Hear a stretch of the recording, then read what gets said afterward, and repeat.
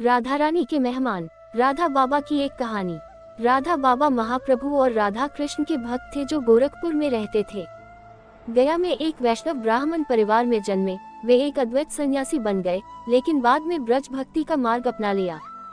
Gita press के संस्थापक श्री हनुमान प्रसाद पोद्दार उनके अभिन्न आध्यात्मिक साथी थे।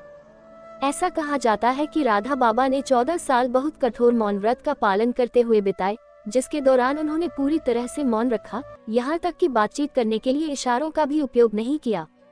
इस अवधि के दौरान वह पूरी तरह से ब्रजलीला में लीन थे।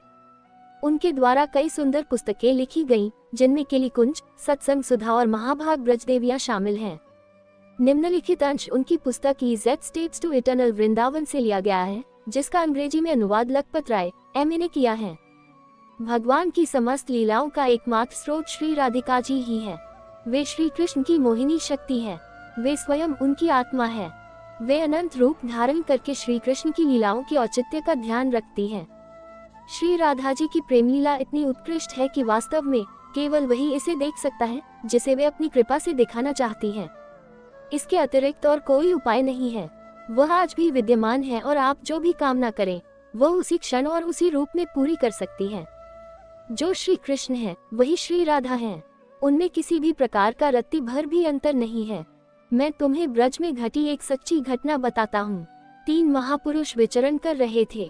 ऐसा करते करते उनमें से एक, जो कुछ वृद्ध था, थक गया और बोला, प्रिय भाइयों, आप लोग आगे बढ़ सकते हैं, मैं तो यही विश्राम करूंगा। दिन भर तीनों ने कुछ भी नहीं खाया था, इसलिए उनमें से एक वहीं रुक गया और बाकी 2 आगे बढ़ गए। बरसाना निकट आ रहा था। दोनों ही श्रद्धा से ओतप्रोत थे। आपस में विचार विमर्श करके दोनों ने निश्चय किया कि आज के दिन वे ही श्री राधा जी के अतिथि होंगे। चूंकि उपरोक्त वार्तालाप विनोदपूर्ण भाव में हुआ था, इसलिए उन्होंने फिर कभी इस विषय में नहीं सोचा। बाद में उन्होंने मन ही मन सोचा, अब रात हो गई है, अब हम कहाँ जाकर भोजन मांगेंगे। आज रात मंदिर में जो भी प्रसाद मिलेगा, उसे खाकर पानी भरकर पी लेंगे। उस दिन मंदिर में उत्सव चल रहा था और वे उसमें लीन थे। उत्सव समाप्त होने पर भक्तों की भीड़ छट गई। रात के लगभग 11 बजे मंदिर के पुजारी ने बार बार जोर से पुकारना शुरू किया, श्री जी के दोनों अतिथि कहाँ हैं? दोनों व्यक्तियों ने ये सुना और उन्हें अपनी हास्यपूर्ण बातचीत याद आ गई। शीघ्र ही वे प्रेम में डूब गए और बोले, शायद हम ही हैं। इसके बाद पुजारी उन्हें अपने साथ ले गए और बड़े स्नेह से उन्हें पेट भर स्वादिष्ट प्रसाद खिलाया। प्रेम से भरकर उन्होंने बड़े आनंद के साथ प्रसाद ग्रहण किया और पूर्ण तृप्त होकर मंदिर से बाहर निकलकर पास ही एक मंडप में विश्राम करने लगे। जब वे सो गए तो दोनों को एक ही समय पर एक जैसा सपना आया। दोनों ने देखा कि एक बेहद प्यारी सी लड़की आई है और पूछ रही है, आशा है आपने भरपेट खाना खाया होगा, आप मेरे मेहमान हैं न? उन्होंने सपने में ही जवाब दिया, हाँ, हमने बहुत बढ़िया खाना खाया। लड़की बोली, लेकिन आज रात के प्रसाद में बहुत अच्छे पान थे। पुजारी जी आपको देना भूल गए, मैं वही पान लेकर आई हूँ। ये कहकर उसने हर एक के पास चूना और कत्था आदि से सने पान के 2-2 पत्ते रख दिए।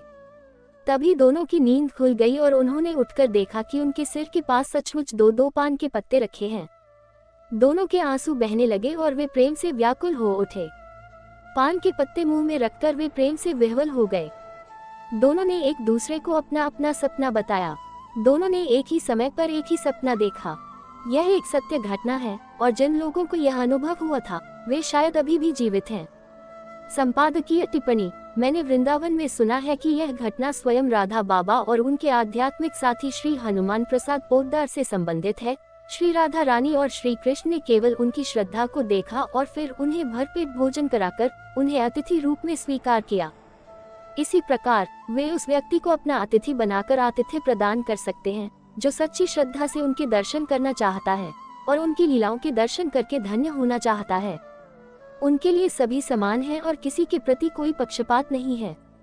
इसलिए यदि आप अनन्य और अधीर मन से श्री कृष्ण और श्री राधा रानी से प्रार्थना करें, मैं निरंतर आपका स्मरण करता रहूं, मैं हर समय आपकी लीलाएं सुन सकूं, बस इतना ही, तो यह मान लीजिए कि इसमें कोई विलंब नहीं होगा। वे आपकी यह प्रार्थना अवश्य सुनेंगे, लेकिन केवल तभी जब प्रार्थना सच्ची हो। जब तक आपकी प्रार्थना सच्ची न हो, तब तक उसे कपटी मन से भी दोहराते रहिए। वे समय के साथ एक कपटी प्रार्थना को भी सच्ची प्रार्थना में बदल सकते हैं। आपकी यह इच्छा कि आपको निरंतर श्री कृष्ण का स्मरण हो और लीलाएं सुनने को मिले, बहुत उत्तम है। यही सर्वोत्तम इच्छा है। बस इच्छा करते रहो, चाहे सच्ची हो या झूठी, केवल इच्छा करते रहो।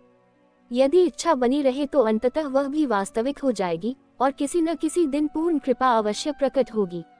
अगर आपको मेरी ये कहानी अच्छी लगी हो तो प्लीज मेरे चैनल को सब्सक्राइब कर देना, लाइक कर देना, शेयर कर देना और बेल आइकन को प्रेस कर देना। धन्यवाद।